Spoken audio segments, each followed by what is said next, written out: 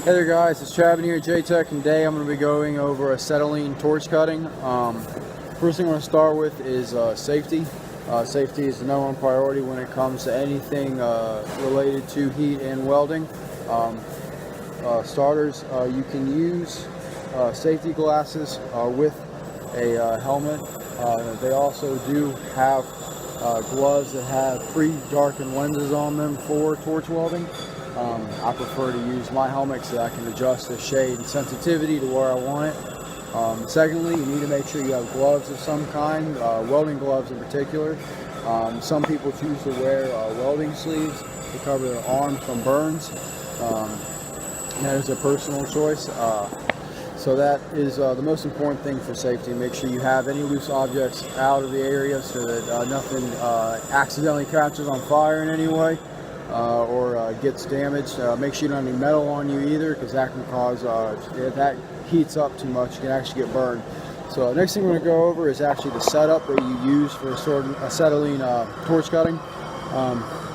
If you look here, we have our acetylene tank, our oxygen tank, and our acetylene tank here. One way you can tell is by the color of the wires.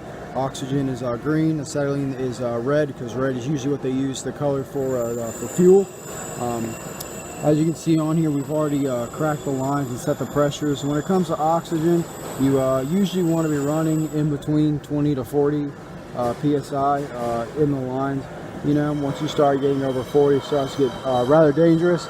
And when it comes to acetylene, you never want to run more than 10. Anywhere between 5 and 8 is good. Once you hit 15, as you can see on here, it actually becomes dangerous. So we'll actually now go over the rest of the torch here. I'm going to set the camera down.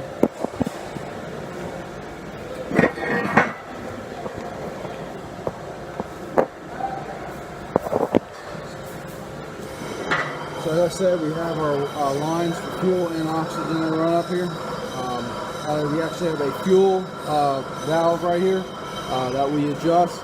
We also have an oxygen one. When it comes to acetylene torch cutting, you actually want to have this oxygen all the way open, because you have another one up here that you'll actually use to adjust your flame when you go to actually cut. So that's the basic setup of one of these.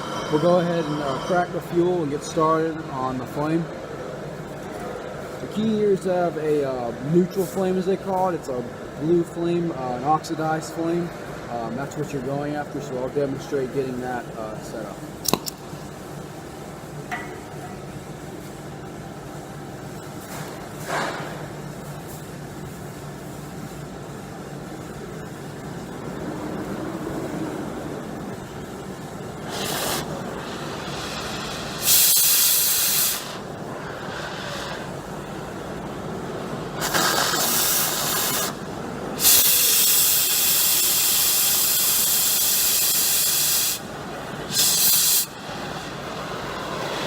This here, you may not be able to see it, but these the cones that are coming out of here on the torch are actually they're not blurred in any way. The oxidized flame or the neutral flame that you're looking for is actually has a sharp conage on the flame itself. So now we'll go ahead and get started cutting. The key to when it comes to torch cutting on these is you want to make sure that you follow the right process to make sure you heat up what you're cutting first, and then follow the lines that you set. I've went out and used a soapstone to lay some lines out for me to cut. So we'll go ahead and start cutting on this. Always make sure to use safety first.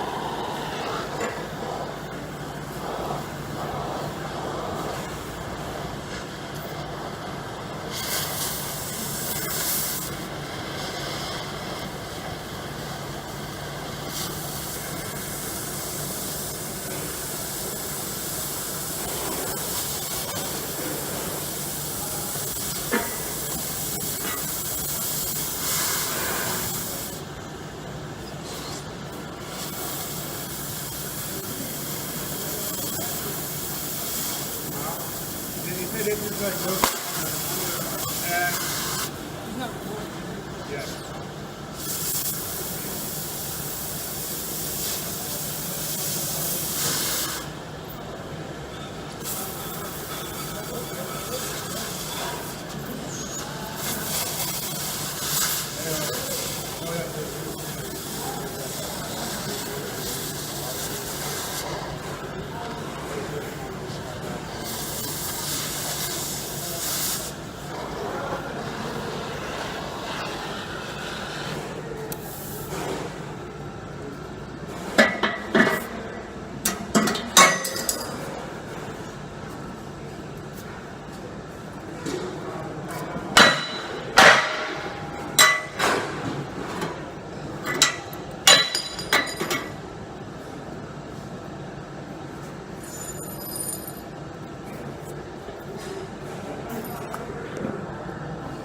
as you can see, I cut up my lines, and I just went in and followed them. Like I said, make sure you heat up the surface that you're cutting before you actually pull the trigger for the oxidized flame. If not, you won't penetrate all the way through, and you'll have slag build up on the other side. Make sure where you're cutting that you make sure that you don't leave any hot metal parts just lying around, because someone could step on them. And that's the basic introduction to acetylene torch cutting. Thank you for watching.